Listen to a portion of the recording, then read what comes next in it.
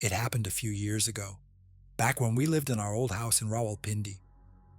It wasn't much, just a typical Pakistani home with its narrow hallways and creaky wooden doors. My brother and I shared a room, crowded with mismatched furniture and an old pedestal fan that never stopped making noise. That night, the fan's hum was the only sound as we both slept. I woke up suddenly, heart pounding. It felt like someone was in the room. The shadows from the streetlight outside danced on the walls, and I heard the faint creak of footsteps on the floor tiles. I froze, barely breathing. Summoning my courage, I reached out and grabbed my brother's hand, whispering, "Wake up." He stirred beside me, his voice groggy. "What happened?" "There's someone in the room," I whispered, gripping his hand tighter. He sat up slightly and placed his other hand over mine. "Don't worry," he said softly.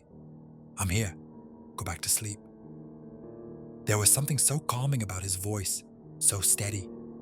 I clung to that reassurance, and despite my fear, I eventually drifted back to sleep, his hands still in mine.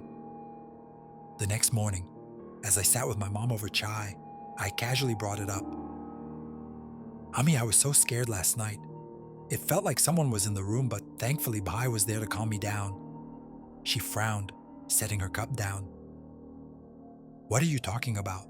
she asked, confusion flickering across her face. I repeated myself, and her expression turned serious. "Beta, your brother didn't come home last night. He stayed the night at your cousin's house. I told you before dinner." Her words hit me like a gut punch. "What? That can't be right." I held his hand. He was there next to me. She shook her head, worry creeping into her voice. "You were alone last night." I sat there, the chai growing cold in my hands as the realization sank in.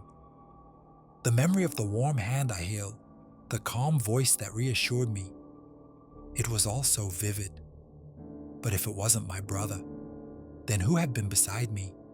Even now, I can't step into that room without a wave of unease washing over me. Every time I hear the creak of footsteps or see shadows flicker on the walls, I'm transported back to that night. In a city as alive as Rawalpindi, where people are everywhere, I never thought I'd feel so utterly alone or so haunted.